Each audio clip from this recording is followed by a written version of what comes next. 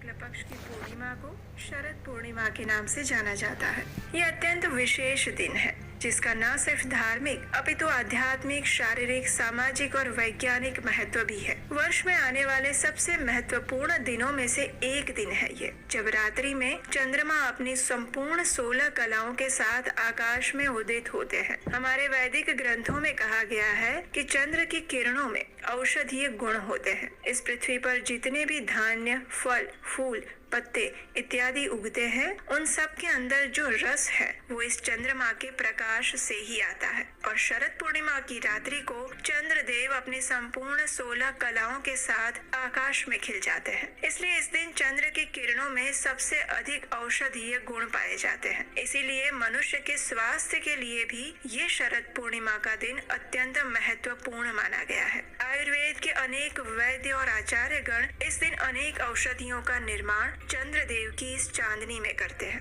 कहते हैं कि इस रात्रि में जो चंद्र की किरणें धरती पर गिरती हैं, उसमें अमृत होता है। तो चलिए आज अत्यंत महत्वपूर्ण शरद पूर्णिमा के इस उपलक्ष्य पर हम इसी से जुड़ी हुई एक पौराणिक कथा का श्रवण करते हैं। ये कथा है भगवान श्री कृष्ण और उनकी सर्वश्रेष्ठ भक्त व्रज की गोपियों के साथ जुड़ी हुई। और शरद पूर्णिमा के दिन ही भगवान श्री कृष्ण ने ये महारास नृत्य लीला की थी। ये उस समय की बात है जब भगवान श्री कृष्ण की आयु 8 वर्ष की हो चुकी थी। उस समय एक दिन शरद ऋतु की रात्रि में जब चंद्रमा अपने पूर्ण 16 कलाओं के साथ आकाश में उदित हुए थे और चारों ओर उनकी मधुर चांदनी बिखरी हुई थी, अनेक पुष्प और लताएं इस सुंदर श्वेत वातावरण में सुगंधित वायुओं की लहरों पर नृत्य कर रहे थे। भंवरे अपनी सुगंध प्रसारित करते हुए अनेक पुष्पों पर विहार कर रहे थे। और तब श्री कृष्ण को याद आया कि किस प्रकार वृंदावन की गोपियों ने उन्हें पति रूप में प्राप्त करने के लिए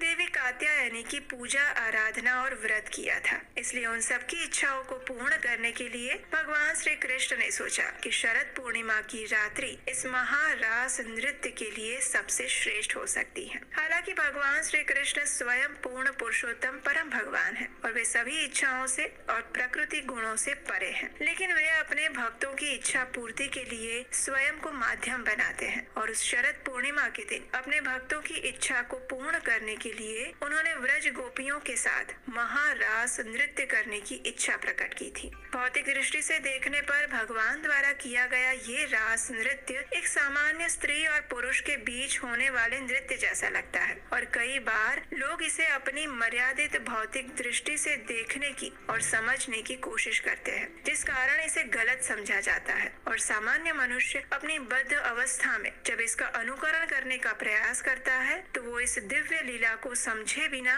मात्र उसके प्रति अपराध ही कर बैठता है। इसलिए भगवान की इस रास नृत्य लीला को हमें कभी भी साधारण नहीं समझना चाहिए। भगवान स्वयं प्रकृति के सभी गुणों से ऊपर है, उनके अंदर हमारे जैसे कोई भी भौतिक विकार नहीं है। इसलिए हम भगवान की इस लीला को अपनी भौतिक इंद्रियों से कभी भी नहीं समझ सकते। इस बात को हमें हमेशा याद रखना चाहिए। इसलिए इसका सबसे श्रेष्ठ उपाय यही है कि हम अपने आचार्यों के आदेश और उनके द्वारा दिए गए निर्देशों का ही अनुसरण करें, क्योंकि वृंदावन की गोपियों की स्थिति भगवान के सभी भक्तों में सबसे ऊपर और सबसे श्रेष्ठ है। श्री कृष्णदास कविराज गोस्वामी चैतन्य चरितामृत ग्रंथ में प्रेम और काम इन दोनों के बीच के अंतर को समझाते हुए लिखते हैं।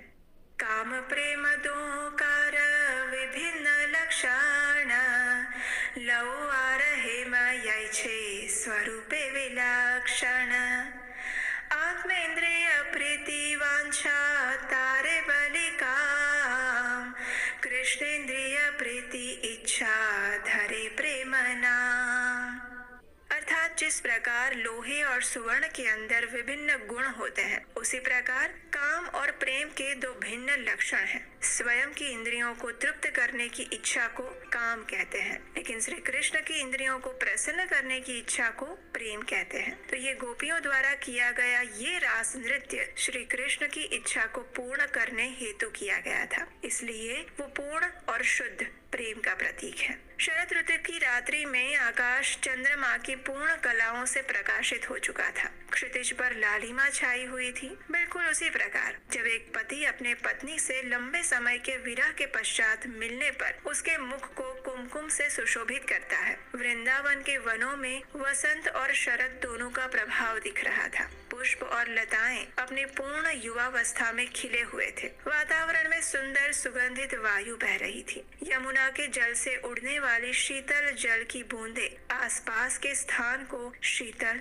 और मधुर बना रही थी। यमुना नदी ने अपने हाथों से अपने किनारों पर मुलायम रेत बिखेरी हुई थी और ऐसे समय में यमुना किनारे वंशी वट पर श्री कृष्ण ने अपनी दिव्य बांसुरी की मधुर धुन छेड़ दी और सभी गोपियों को बुलाने लगे। इस बांसुरी की धुन में विशेष बात ये थी कि वो न सिर्फ एक ही राग सुना रही थी, बल्कि वृंदावन में जितनी भी गोपियां थी जिन्होंने कृष्ण को पति रूप में प्राप्त करने की इच्छा व्यक्त की थी, उन सभी के वो न सिर्फ एक ही राग सुना रही थी, बल्कि वृंदावन में जितनी भी गोपियां थी जिन्होंने कृष्ण को पति रूप में प्राप्त करने की इच्छा व्यक्त की थी, उन सभी के वो नाम पुकारते हुए सभी को व्यक्तिगत रूप से भगवान का संदेश दे रही थी। प्रत्येक गोपी को कृष्ण की इस बांसुरी के सुर में अपना अपना नाम सुनाई दे रहा था और उसमें यह संदेश भी था कि कृष्ण आपसे नृत्य करना चाहते हैं। उस समय ये सभी गोपियां अपने अपने घरों में विभिन्न कार्य कर रही थी,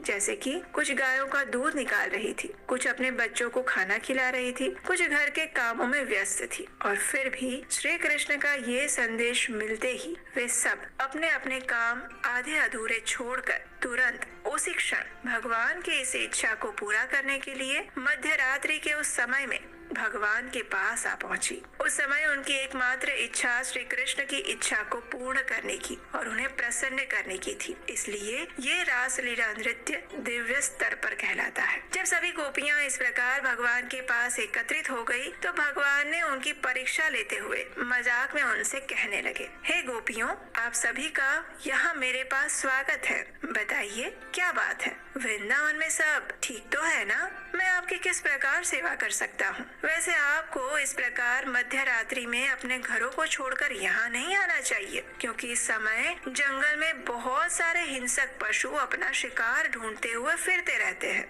ऐसे में तुम सबको इस प्रकार मुक्त होकर विचरण नहीं करना चाहिए। और वैसे भी तुम सब तो युवान और सुंदर स्त्रियां हो। सामाजिक दृष्टि से भी आपके लिए इस प्रकार मध्य रात्रि में अकेले बिना अपने पति के बाहर घूमना अच्छी बात नहीं है। इसलिए शीघ्र ही वापस अपने अपने घर चली जाओ। तुम्हारे पति तुम्हारी प्रतीक्षा कर रहे होंगे। जब गोपियों ने श्री कृष्ण के इस प्रकार औपचारिक वचनों को सुना, तो वे सभी बड़ी उदास हो गई। उन्हें क्रोध भी आया। एक तो कृष्ण पहले बुलाते हैं और फिर अभी ऐसा बोलते हैं। लेकिन अंततः वे सभी गोपियां कृष्ण के सामने रोने लगी और रोते हुए उनसे कहने लगी, हे कृष्ण, तुम अत्यंत क्रूर हो। भले ही तुम परम भगवान हो और अपनी इच्छा अनुसार कुछ भी कर सकते हो, लेकिन हम पूर्ण रूप से तुम्हें समर्पित हैं। हम सब कुछ छोड़कर तुम्हारे पास आई हैं। हम तुम्हारी भक्त हैं। कृपया हमारा त्याग मत करो। तुम्हें पति रूप में प्राप्त करने की हमारी इच्छा को पूर्ण करो। हमारे हृदय को तुमने आकर्षित किया है और तुम्हारे बुलाने पर